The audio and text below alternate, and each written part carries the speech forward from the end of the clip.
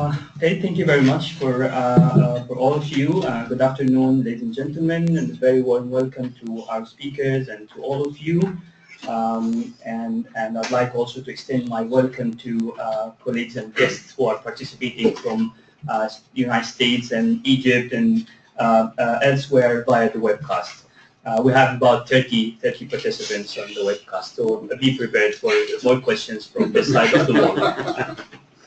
For those of you who don't know me, my name is Walid Ghali. I'm the head of the IIS ISMC library. And if you're interested to know more about our library, please visit us after this event, or feel free to speak to my colleagues here in the room or during the lunch.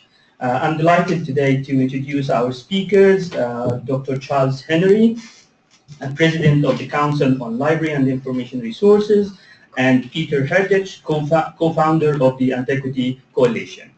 Dr. Henry's role is to oversee and provide a strategy for the CLIR mission, which includes vital research on topics such as cyber infrastructure, the preservation of the cultural record, leadership, and the concepts of the digital library. Peter Herdrich is the Chief Executive Officer of the Culture Capital Group and the co-founder of the Antiquities Coalition, whose mission is to safeguard the global heritage and fight culture racketeering.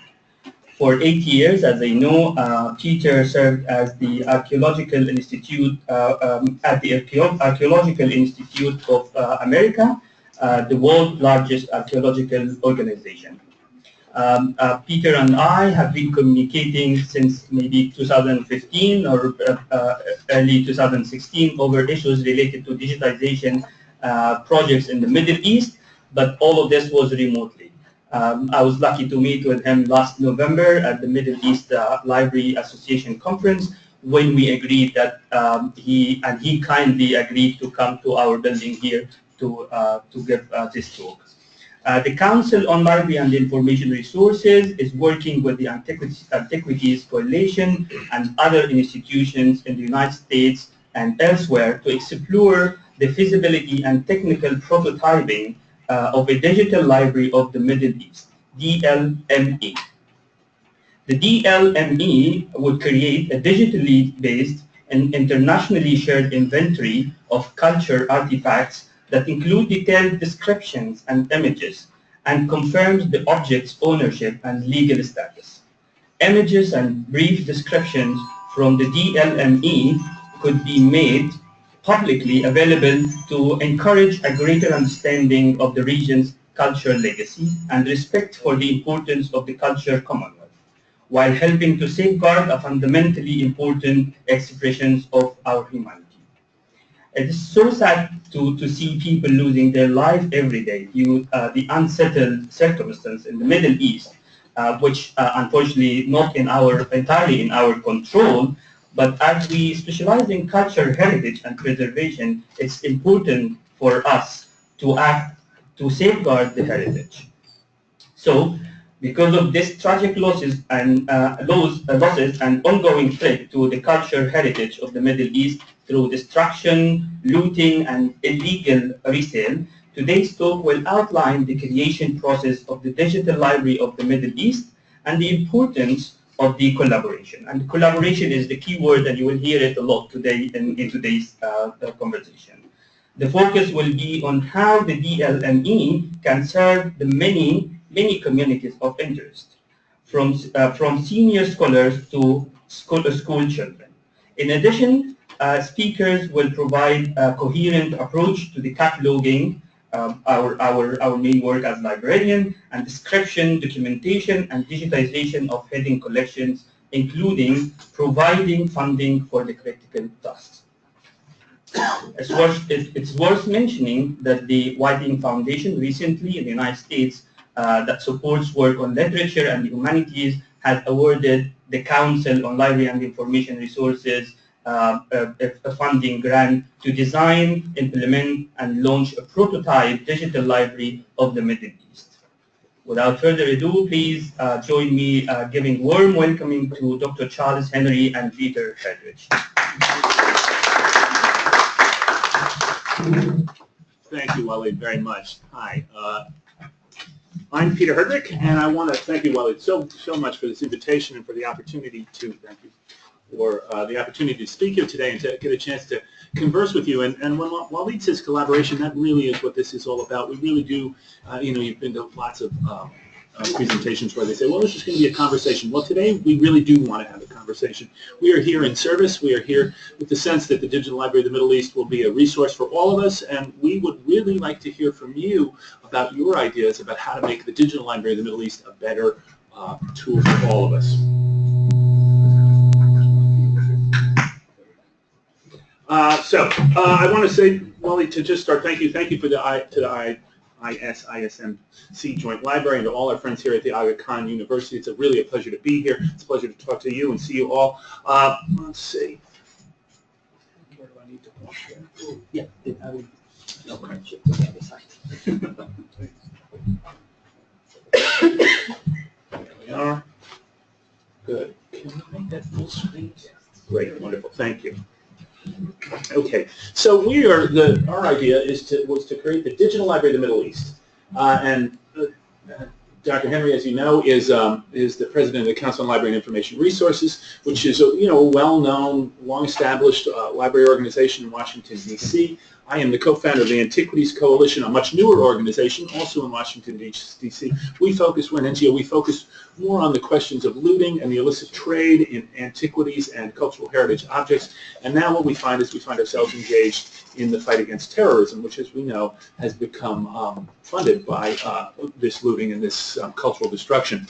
So our idea was to create the Digital Library of the Middle East, and we have been working with the Mellon Foundation on a study grant from the Mellon Foundation for the last 9 months or so to take a look at really the efficacy of this idea. Does it seem like a good idea? Does it seem like we can create a technical platform for this? Does it seem like we have support in the community? How can we serve the community best by creating something like this? So we have spent the last 9 months, particularly with this sort of outreach. One of our principal undertakings has been outreach like this, and that's why we're here today, to talk to you and to get a better idea of how to build a better digital library of the Middle East. That's our goal for today. So we have seen, and I'm sure I speak for Dr. Henry when I say this, that the response that we have gotten has been uniformly positive. People have said, yes, when we present the idea, when we posit the idea of a digital library of the Middle East, we say that, and they say that generally we get a very positive reaction to that, and to such an extent that there are some folks who say, well, look, you've got challenges in this, you've got challenges with that. You have to be aware of technical issues. You have to be aware of cultural issues. I recommend Dr. Ghali's paper on constraints in manuscript digitization in Egypt, which outlines some of those types of hurdles that we will have to overcome. But generally speaking, we have had a very, very strong and very positive reaction to this idea. Now, one of the things that I want to focus on there is, with that unprecedented response, we try to think of why would that be. So let me just run through. That's, all right, so Henry heard.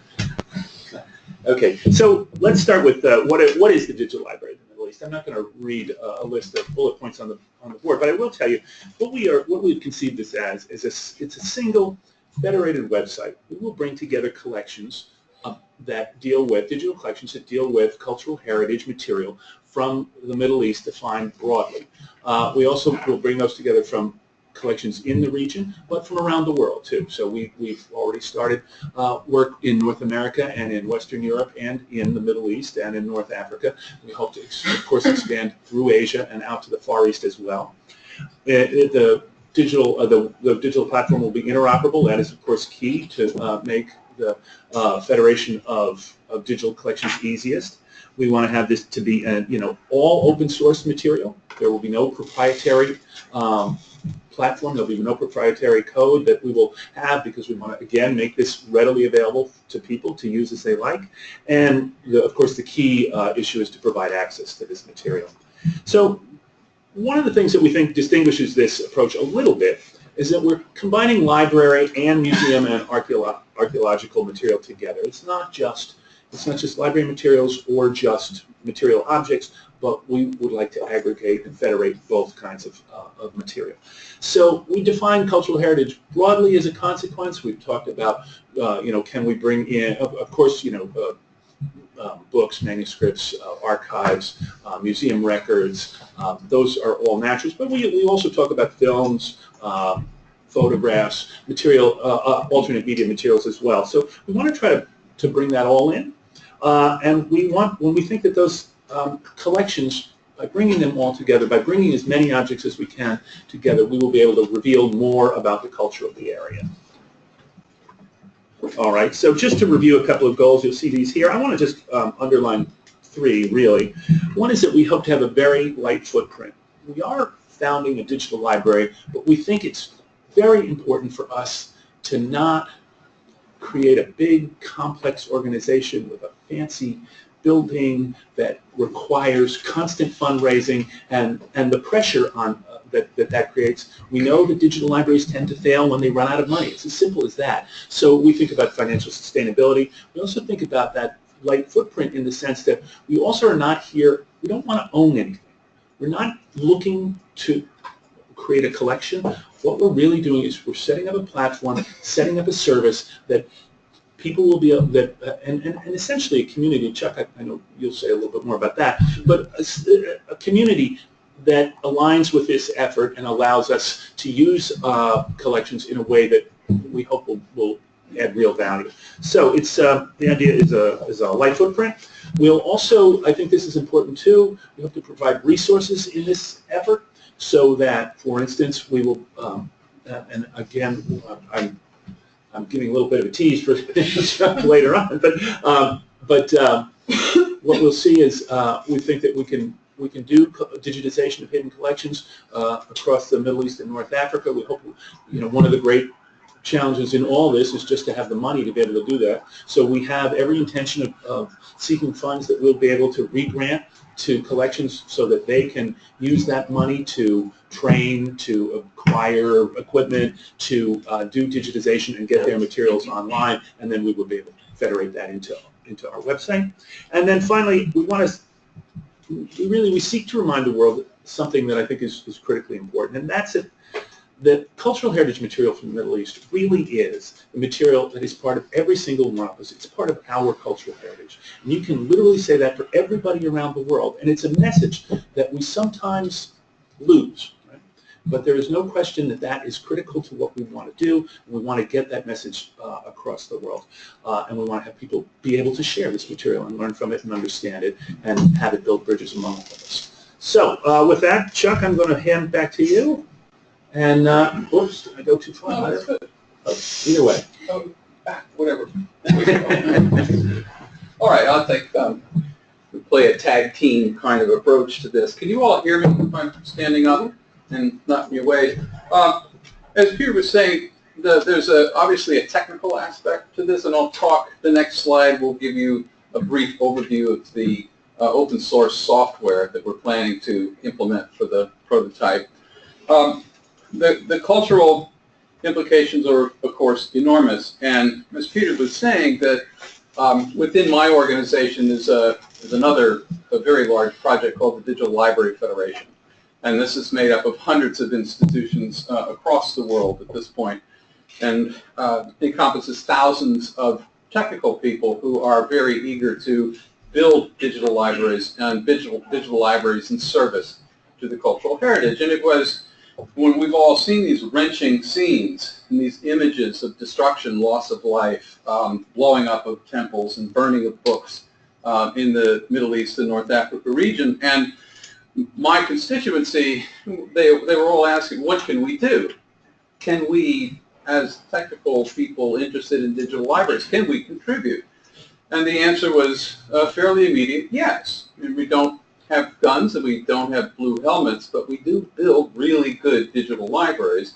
And it seemed to us that this particular kind of technical advancement was appropriate. Appropriate for what Peter was talking about, to create a digital library of inventories, of records, metadata to be able to track the objects that are subject to threat, the objects that are subject to looting, but as importantly, or even more importantly, post-conflict. To build a digital library that has, at some point, millions of images. And those images can be text, they can be photographs, they can be postcards. They can also be recordings. They can be reconstructions, 3D reconstructions of archaeological sites. A very complex array of capture, but one that speaks to the complexity of the culture itself. And post-conflict, which we all hope is soon, you then have a digital library that can be used for teaching, for research, for engaging young people in this culture, and to serve as a global repository that's sustainable, that's preservable, and that can be added to over the generations. So there's both a conflict aspect to this and a post-conflict aspect. Politically, just briefly, all of you are familiar with the sensitivities of that region and any region in the world, and there are a number of cultural and political issues that we have encountered. I'll just give you one, and that is we've talked with owners of private collections in the region. And some of these, we've talked with folks in Jordan and Morocco, 2 examples, and in each case there are families involved, and the families have collected over generations tremendous library. One is focused mostly on the history of Jordan and a bit of science, Islamic science. The one in Morocco is one of the finest collections of science in the Islamic period that we know of. And these are privately held. They would like these materials to be digitized. But there's also material within these collections that are sensitive. There's information about the family that they might not want to be made public. And there's also at some point, there's often a sort of politically sensitive information. So what we're doing to address some of these political challenges is we have a software system that the Hill Library outside of Minneapolis has created. And what they have built is what they call a reading room. So we can have a secure images, say, of this family's collection, much of which will be accessible through metadata, but some of it won't. But you'll be able to find it. And if you find particular items that are sensitive and sequestered, you can, as a scholar, as a reader, the families will allow that material to be brought into what they call a private reading room. So only you can see it, and you can do research against it. And then when you're done, it's gone. So the original digital copy remains safe.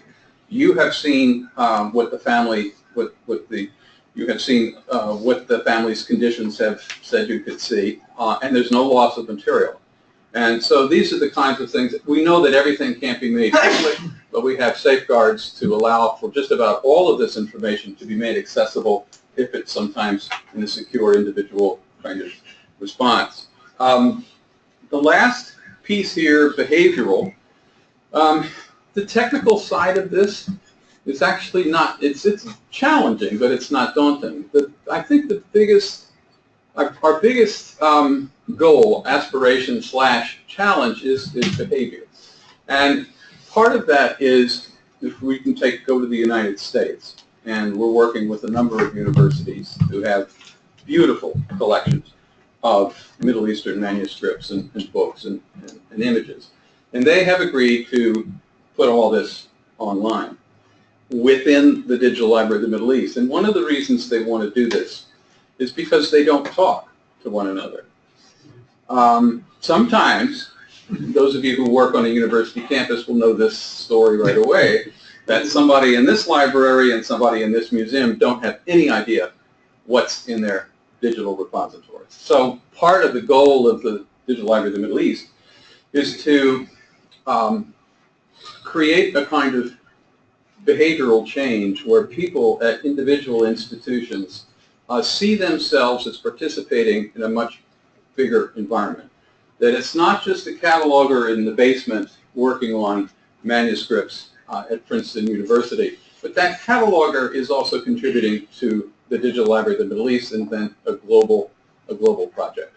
And that's a big shift. And we're also, we found that working in the Middle East, that there's also naturally this kind of isolation, even more intensive because of the threats, and a very difficult communication. So this project then is a means by which not only to uplift and reveal extraordinary cultural heritage, but to change the way we see ourselves as part of a larger community. Okay, I'm going to go to the next one. Yeah.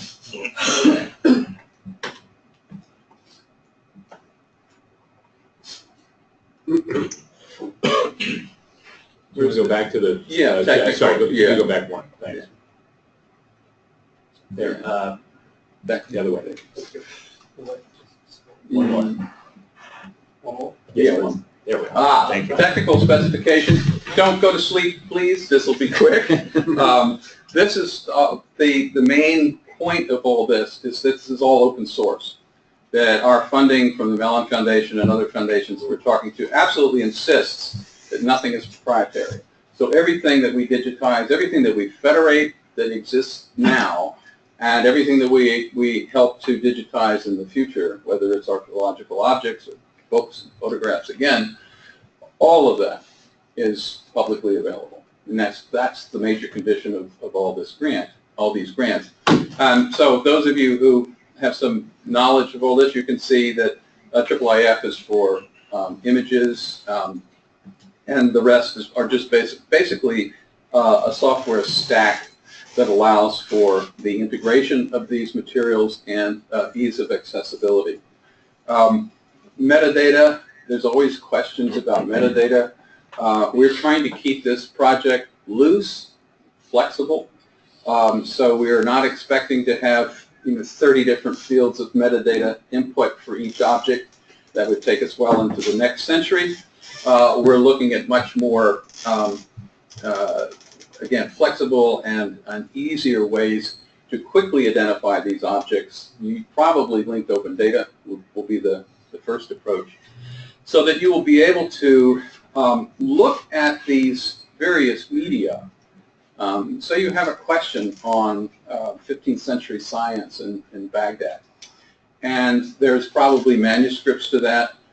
There may be illustrations to that. There may be architectural manifestations of where science was conducted. There may be images of tools.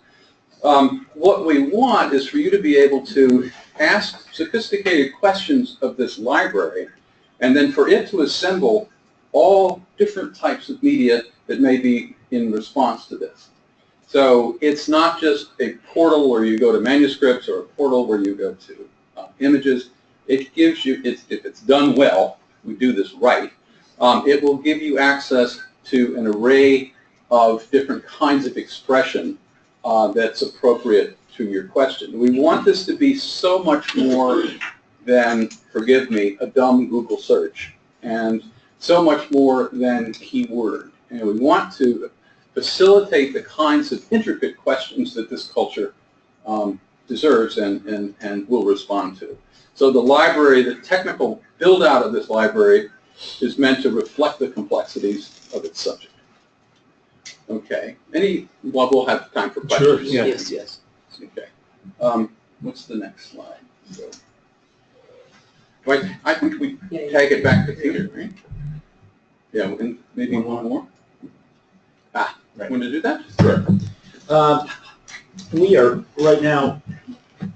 We just received a grant from the Whiting Foundation, which is an American foundation, to build a prototype of a platform to make this work. We're working with the technical director from CLEAR, who is our chief digital officer. But our programming will be done by the people at Stanford University. We are very, very happy about that. You can well imagine Stanford's library is, of course, absolutely top-notch, and their programmers come from the heart of Silicon Valley, and we really do think that they will be able to overcome some of the problems that we think that will come up against. You can imagine, as we start to bring in collections from around the world, we're going to be faced with, lots of ways that those have been put together, and we think that that idea of being able to crosswalk that data, be able to search in and amongst those collections to find the information you want really will be the challenge, but we feel well prepared for that. The collections that we're working with immediately are at Princeton, at Yale, at the University of Pennsylvania, and at Johns Hopkins, as well as Stanford. So we will, at the end of the year, have a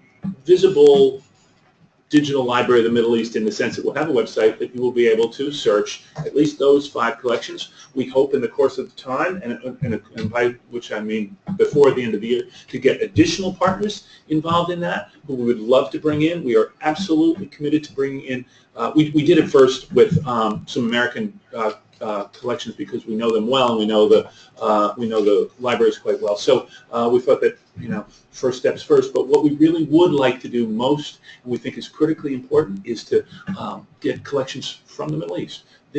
We do not want this to be an initiative that comes from North America and comes to the Middle East and tries to tell people what to do. That is just the last thing in the world that we want to do. So it's really critically important for us to get colleagues, to get collections from the region. We're in discussion already with some collections in the Persian Gulf. We think that we'll be able to bring them in, and we think that we would love to get collections from here in Europe as well. We're very interested in that too. Collections here in England. We're off to the Bibliothèque Nationale on Monday. So that's where we sort of stand on the technical specifications. Financial sustainability is critically important. When I say we want to be lightweight, we really do. We imagine that this is a process of us developing this platform, and that soon enough we will be able to, we'll continue to bring in collections, but that at some point the organization of the Digital Library of the Middle East can become sort of a steady state, ongoing situation where we won't have to be continually raising lots of money. That's, I think, very important. Partnering institutions, we're very, very eager to partner with institutions, as I say, all over the world, with your institutions, with your collections, and bring you into this, what we think of this as a community. Cultural and political challenges, Chuck touched on that a little bit, and alternate digitization technology. One of the things that we want to do too is we have created the idea of the DLME labs. What we'll do there is we hope to think about some of the questions of how do we advance the science around this. And so, for instance, we all know that description and cataloging and documentation and digitization is at the heart of collections and collections organization. But what happens if you do 3D scans instead of doing a front and back photo? What can you do with a 3D scan? Can you build an immersive virtual reality world? Can you use it in other technological applications? Could you say, for instance, build a virtual reality Palace of Ashurnasirpal II, where we know that there's images of those reliefs around the world in universities, museum collections around the world. Could we organize that collection back into an immersive virtual reality, essentially recreation of that palace, essentially museum, bring those things back together? What are some of the other ideas that we can think of? How can we think forward on that? And how can we bring in our technologically oriented friends to help us think on questions like that?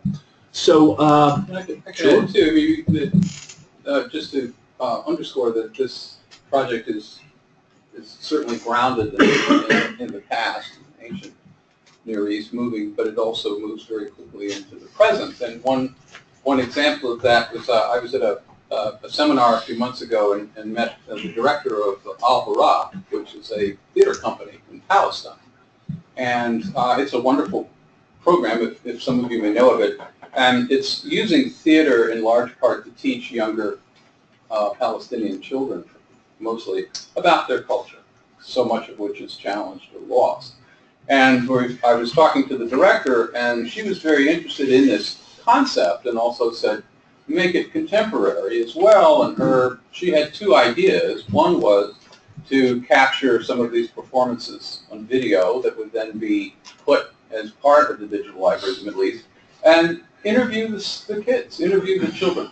What did they learn from this? What do they think about their culture? What is their response to this theater and this theater as instruction?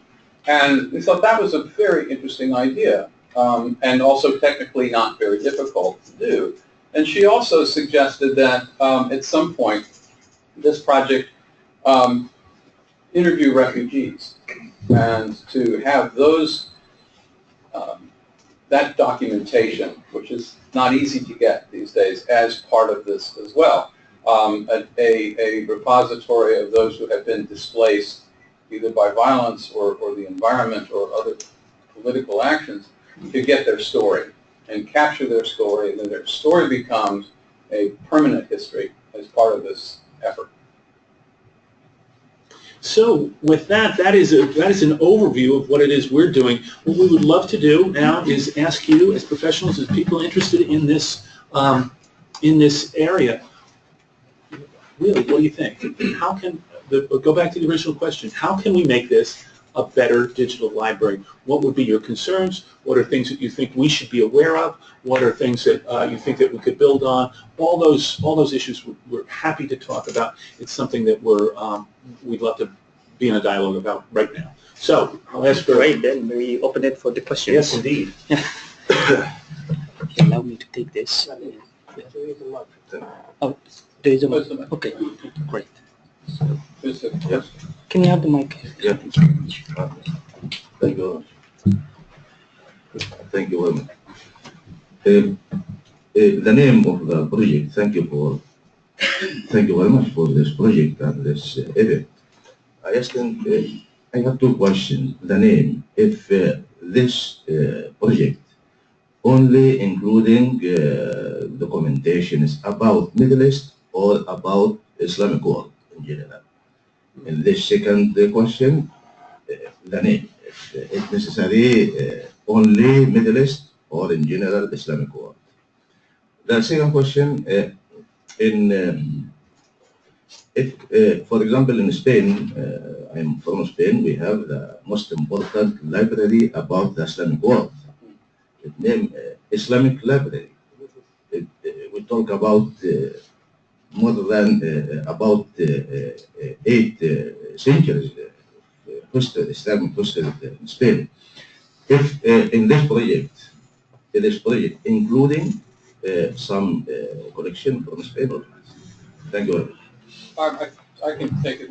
I think the short answer is as to whether it would include objects and the assets in Spain. Yes, definitely. And our definition of the Middle East is very fluid. We get this question a lot, and we don't mean to be prescriptive.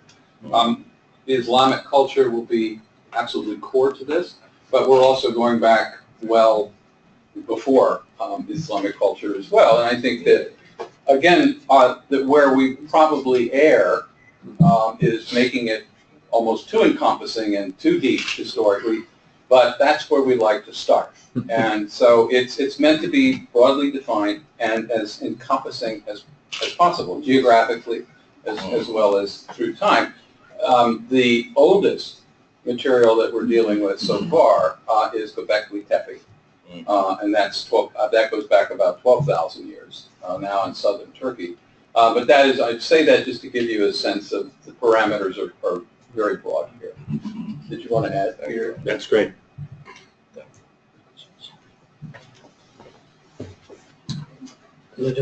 From the Institute of Smiley Studies. As far as the imagination, innovation, and inspiration behind this initiative is concerned, it's very laudable. I think what it requires next is a setup of synergies, stimulations, and scaffolding. So, for example, if we come to stimulation, how those in whose hands is the fate of the cataloger in the basement would be motivated enough to allow open up their treasures on which they have been sitting for decades. Secondly, scaffolding. There are areas which are vulnerable to conflict and plunder. So, do we have starting points in mind? Would be salvaging the Syrian repositories or the Iraqi collections or the manuscripts in Yemen or the literature in Libya? So, do we have a roadmap of purpose and intention in mind? And last, there are English-speaking collections with English-speaking staff lagging technology and resources. One example which comes to mind is the Aligarh Muslim University, with thousands of collections, hundreds of manuscripts in Arabic and Persian, even Turkic. So what they lack is synergies, stimulation, and scaffolding. So would your project be considering extending that? Thank you very much. Thank you. That's really an excellent That question. is- Do you want to take the first one? I'll take the second. Yeah, which one's more difficult? That is the most difficult, so you handle that. I think you lined it out brilliantly, actually. And the answer to this question is an answer that we often give, and that is we have an idea, but we're not sure at this point. And what we're hoping to do with this project of creating a prototype is a proof of concept, one that this is scaffolding will work. After that, our next grant requires us to have a 5-year timeline. And we have begun to sketch that, and we've talked with people in Reveal, we've talked with people, in fact, institutions and scholars throughout the region. What we haven't done is prioritize that. And I think that's something that we will want to work with probably some of you in this room. We have a registry, a very long registry of institutions that are interested and scholars that are interested, and we have registries of existing digital projects in the region. And so one question is, what do we begin to federate first, and where do we begin our work, essentially? And as you have intuited, that's a critical set of steps, because what we're trying to do is wherever we start, say the first 5 projects, will in large part determine the response to this effort over time. And so what we're trying to do is find projects, find individuals and institutions that are eager to do this, that are in certain ways predisposed to try this. And then at the end of, say, a year, see what we have and to begin to say much more cogently and in detail what you can do with this that you couldn't have done before. And we're hoping, and this is again a hope, this is an assumption that may or may not work, that by building a workable and attractive prototype for this, that others will begin to see that this is important and that their work counts, and that their work counts in a much larger landscape. But again, we could be wrong. It's in some ways it's the proof of concept, proof of performance approach to things.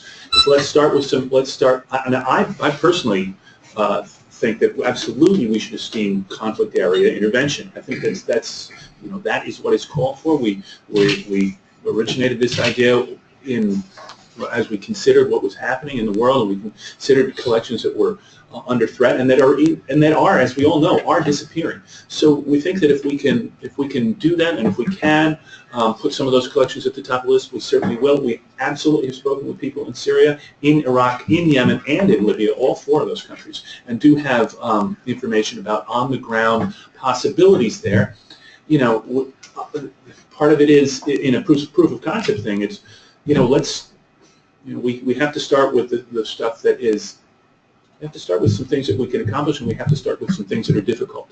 So I think in terms of what we will begin with, we're going to have to look at those closely, because Chuck's right. We're going to get to start this once, and when we start it, we know that we want to be able to perform. We want to be able to prove that we can do this, because that's what we believe. That's what will open doors and make people confident in this process. It's going to take a while. There's no question about this. There's no question that we have bitten off rather a large mouthful in all this. So we think that that's important. The other thing I wanted to say too was just about a question of training, critical training, capacity building, critical questions for us.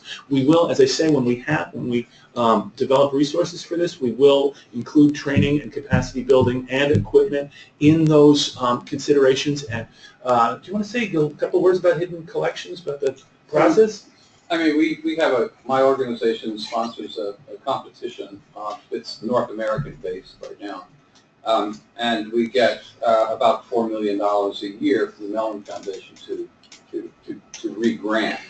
And the competition is a call out to libraries, archives, museums, cultural institutions in general that have very valuable collections. And again, those collections could be books, maps, photographs, images that are not digital and are very difficult to find. And the main criterion for the grant is that this material needs to be valuable for teaching and scholarship. So we get about 250 applications a year. We give out about 20 awards. And for those institutions that have been most persuasive, that they've got these really valuable collections, and then we pay for them to be digitized, with metadata put into them, with the requirement that they be made public. And they become, again, part of this larger effort over time. So we were thinking that that approach has been quite successful in revealing often priceless material that would otherwise be in a drawer or in on somebody's back office, long forgotten, and now is a public good. And so we were thinking that might be a model for work in the region, in the Middle East and North Africa as well, that people, and those who apply for the grant and don't get an award can apply again. So it's rolling. We've had applications that have gone through 4 years and got funded. And we find this to be a wonderful catalyst of people digging into places that they might not have dug in before, making remarkable discoveries, and then making those discoveries public. Thank you very much. Russell, and then... Russell Harris from the Institute of Ismaili Studies. Excuse me. Your talk reminded me of something I came across a few years ago, which was the Afghan Digital Library, which is based in Switzerland, which seems to have almost exactly the same aims as you, but of course more limited to things on the history of Afghanistan, which includes not only digitized newspapers, books, printed works from Afghanistan, but postcards and private photographs. And this leads me to think there is an enormous untapped potential of maybe what we've called crowdsourcing, or actually just young people. Yes. Because my personal regret is that I've been to many historic places in the Middle East. When I look at my own photographs, I think, why didn't I take more than one image?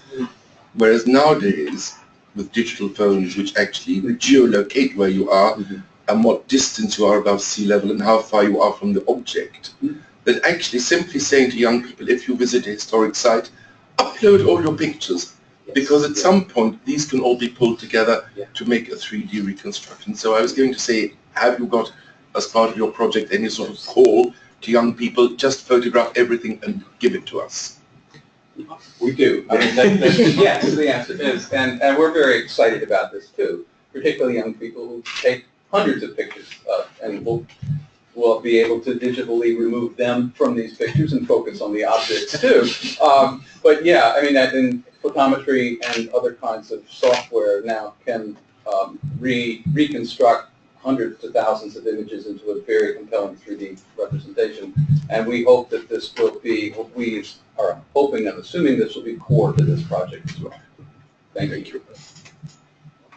Question, I think. Charlotte and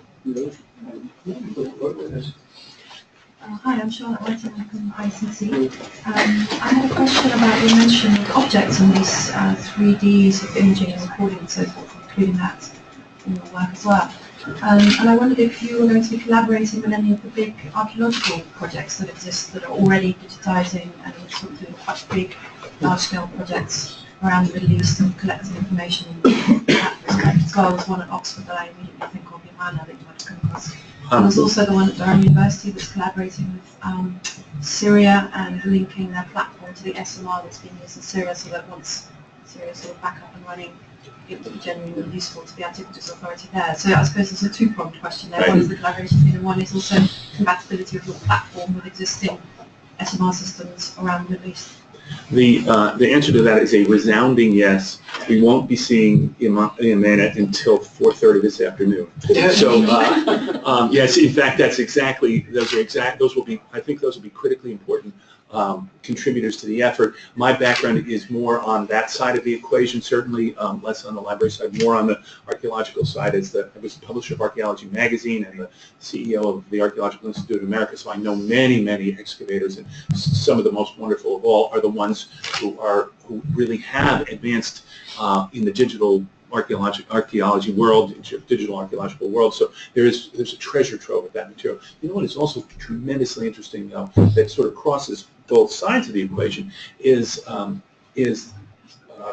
reports, field reports, years and years of field reports that have never been, they've never been digitized, that aren't available for some of the greatest scholars in the world, some of the greatest material that really sits undiscovered, unrevealed. We hope that we can reach into that. And we find that, look, I come at this from the Antiquities Coalition's side, and our goal is to try to protect sites, and it's to try to develop implementable solutions on the ground that make things safer and that reduce risk. So something like the Digital Library of the Middle East covers just so many aspects of that, and it would allow us, we think, to get into ground level work with lots of people, at collections, at sites, at museums, across the region, and make a difference, especially too when you think, we talk about, we phrase it as cultural racketeering. That's what we talk about at the Antiquities Coalition. And that means terrorism, but it also means criminality, right? It also means organized looting. And we've all seen photographs from places like Dura or Ropos, or places in Syria where it looks like a moonscape, a pockmarked moonscape, that where you've lost the entire archaeological record, not to mention the cultural heritage record, right? So if we can make a difference on that, and we can make a difference in places like even in Yemen, where we met with the folks from the, oh God, it's another acronym, and I'll come up with it. It's the American Institute of Yemeni Studies, who continue to keep the doors open in Sana'a. They are still open there, and if you are in Sana'a and you want to go to the library and you want to work at their library, they still keep it open. Which reminds me of one last thing, and it's this. I want to, we talked. Waleed mentioned, we say this all the time.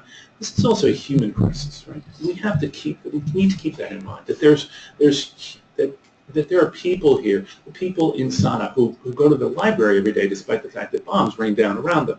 The people in Syria who sneak across the border for training, to get training. There's the famous story of the Mari Mosaic Museum, and how the Smithsonian Institution and the University of Pennsylvania came together to do training there to try to help with the preservation and conservation of their mosaic collection. And it went a little bit like this.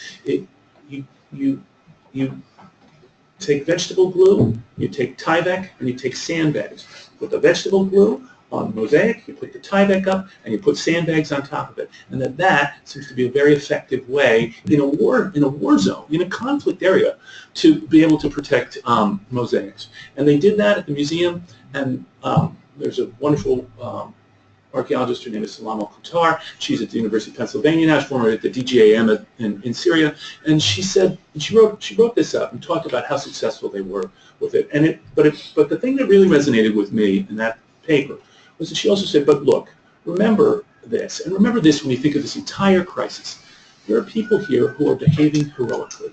The people who did that are people in Syria who sneak across the border into Turkey overnight, get trained, collect the material, and sneak back, right? They then take that material, they put it in place, they put up these conservation issues. They could just as easily have stayed, they could have left. They're there looking after cultural heritage material that is valuable, not just to them, but to all of us. They're protecting our culture. Everybody in here, everybody across the entire world. That's whose cultural heritage they're protecting. So we have to consider them too. We have to consider those people, what they need, what do they need medicine? Do they need clothes? Is there something personally we can do to help them? And I think that's, when we talk about this, when we talk about the humanistic side of it, it's humanities, it's digital humanities, certainly. But there's also an element of, we hope, there's an element of reaching out person to person, of a human connection on all this, as we recognize what we could accomplish, what we think we can accomplish, and what we can get as people working with people together to, cross boundaries, to look past political difference, look past differences of borders, and see how can we work together to reach this greater goal. That's very elaborative. From a witness of destroying Majma al-Ilmi in Egypt and the trial to destroy Bibliotheca Alexandrina at a certain point. So it's just really very important. So Professor Lake, okay. Couple of comments and perhaps a question. I like the cooperation and the openness of the entire project. I think that's of course extremely important. Another thing was that I enjoyed also hearing the idea of digitalizing private libraries. And I was in Oman the fall of 2014 and were not able to get access to a number of private libraries. So I would really openly recommend that country for searching out the private libraries. And also the third thing, the Palestinians, you mentioned the theater and the interviews with children. Why can't that be if you link it to the comment on photo, from photo to voices, that you perhaps use the library, the digital library, as a generator for research project where you document everyday life. I mean, the whole discussion about things disappearing and being destroyed is also, where you can document what is going on in the life on the everyday level at a certain moment in time. I think that would be a very great resource also for the researchers in the future. And then the last thing that's what I really want to say is that I didn't hear the word music, but I presume that's part of this as well. And I think that's, about to be destroyed in several countries for a number of various reasons, not only the ones that are in conflict at the moment, but restrictions, you can't do certain things and so on and so forth around music is a huge debate in many countries at the moment.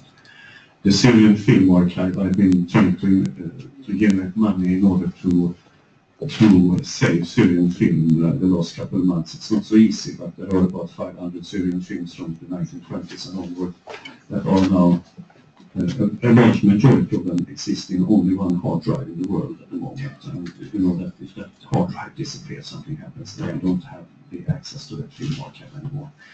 So I would also warmly recommend to take a deeper look into if that can be done. Certainly inform me if I get any funding for saving it. The other thing is that we have competitors, and how do you look upon your own sustainability? You have both. I don't think you have competitors, but you have sustainability on the slides, and then if that's two questions. And if I get money to save the Syrian Film Archive, how can I cooperate with you? If you have an idea and a project, and I put, for instance, the archive in the library of Wellington here at ISS and ISMC, how do I cooperate? How does it practically work? Well, I think on the question about sustainability is one of those questions that we don't know. And what we're hoping is that in a project of this scale, you go to funders, private funders, federal funders, national funders, probably for the first 5 to 7 years. And there seems to be a good deal of interest in that. You cannot sustain a project like this through continual grants. It has to stop at some point. And we feel that we have maybe 5 years to figure out how this could be sustained. It could be a crowdsourced sustainability, it could be an endowment, it could be a number of options. We still need that proof of concept before we can go to anybody and talk seriously about sustainability. The other question, I don't mean to dodge, this is just candid, we don't know. We're hoping we can figure something out in meetings like this and ongoing conversations. Briefly to some of your other points, the Digital Library of the Middle East is by nature multidisciplinary and multimedia. Music will be part of that, as will language capture. There's endangered languages in the region, and we want to be able to work to preserve some of those. Following at the end of this calendar year, we hope to announce a grant where this next phase is going to be anywhere from 2 to 4 years, and at that point we'll have all kinds of instructions calling for people to identify projects that are at risk, to identify digital surrogates that are also at risk. Peter mentioned there's a museum in outside of Sana'a, I guess, in Yemen, that was destroyed. But we learned through conversations with scholars that there is a hard drive of all those objects. And of course, it's very dangerous to get there. So we're working, you know, I would say undercover in certain ways to get that hard drive into a safe place. And we would want to incorporate that. And there will be, I imagine, more overt and diplomatic and public ways to link your information to this project. And we would also like to find out more about what's hidden and may be destroyed that we can preserve that may be a bit more complicated. Okay, we'll have the last question from here to just give equal opportunity to the offshore people because we have too many questions online. Oh, good. Thank you very much. Charlotte Rouchet, King's College. I'm working on publishing material from Libya online, which we've already been doing. I was also interested in the title of the project. As well as not knowing what the Middle East is, I don't know what a library is. Are you proposing a repository? Because that goes to the question that we were asked about motivation. Because I've been involved in loads of collaborative projects, and it's great, and everybody says it's wonderful, and nobody does a thing. What's in it for them? And if what you're offering is a place where I can put a copy of all my materials, then I'll turn up tomorrow arriving with the whole lot. But then you have to look after, you have a big curation job on your hands. The other question, I think, for the curator is it needs to be a mark of distinction to be selected for your collection. There need to be brownie points for the institution that contributes. And if you can get both those elements, what's in it for me, then you go to the library director and say, this is what's in it for us. Is it enough to say, let me, if I can just follow your question with a question in typical American fashion. If I can just say, what then, on that question of what is it? What would be the thing that you would want then? What could we provide? I'd want to be able to say, and eventually in my next project bid to be able to say, my materials will be kept on my institutional server, but they will also, on the locks principle, which Stanford, that there will also be a copy in this particular repository, and as many other places as possible. And what I'm trying to do at the moment, because I have projects that are 10 years old from Turkey, it's really challenging to make sure that stuff's still available. And so that's a real incentive. If money givers build that into their requirements, what are you doing about the long-term sustainability, then you have a perfect circle. Yes. But the other bit is something that relates to peer review. The other bit of it is my data were good enough. Right. And that's more difficult, particularly with cultural data, because actually something is better than nothing in many cases. That's right. It's an incredible set of questions, important questions, and it speaks to the deeply human attributes of prestige and incentive. And I'd like to say we're going to solve all that, and then some. We are cognizant of that. I mean, what you're talking about is, that's basic to promotion and tenure. This is the way we value ourselves in the academy. And we realize that these are the same, very similar principles that will adhere and accrue to this project as well. So we're not sure how we're going to handle that, but we know that these are issues that have come up. I would say, to the question of repository, yes, we will definitely be. And part of it, we don't want to limit this project to a repository, but we'll have a repository element to it. And our goal and our promise is to say that this repository, unlike many, will be maintained over time. And We have, Nice work if you can get it. well, Yeah, and yeah. we've got it. And I can say this Yeah. with confidence that my organization has now, it's in its 6th year of postdoctoral fellows in data curation. And they are, I think, the Crackerjack cohort probably, certainly in the US. They get 2 years to 4 years of funding. The disciplines range from the humanities to social, so we have medieval studies, climate studies, sociological data. I think they represent now about 20 different disciplines. That information is invaluable, and they're all very eager to participate in this. So I think you can't guarantee 100% of anything, but we can say that we have probably the most knowledgeable group of young people who are dedicated to this kind of conservation, preservation, reuse, and usability over time, who I think could really contribute to this. And we would never say, give us your data without those guarantees. Great. We'll have one question, and I hope that during lunch we can carry on the conversation. One question from the States, maybe. From Estara. She asked if you are working in any way with Herdrich Genesa project. Genesa. The one in Cambridge. Yeah. Will Knoll has a bunch of Genesa material.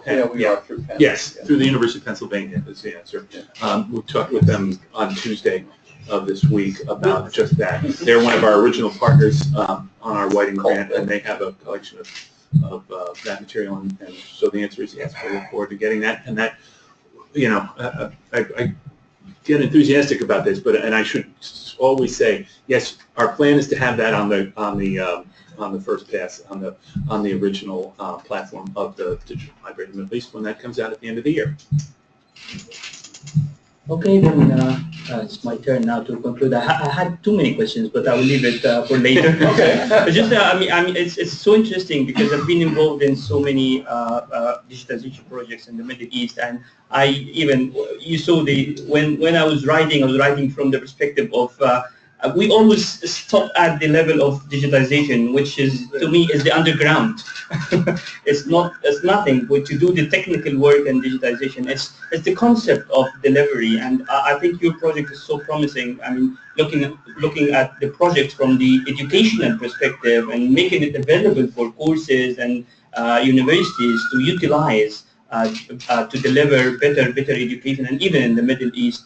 And I hope that you overcome some of the problems, especially the attitude and the behavior problems and people resistance of the technology and letting out their collection. But with this, bring us to the conclusion, and I would like to thank Dr. Henry and Peter for their informative talk, and I would like you to join me thanking them. Thank you very much.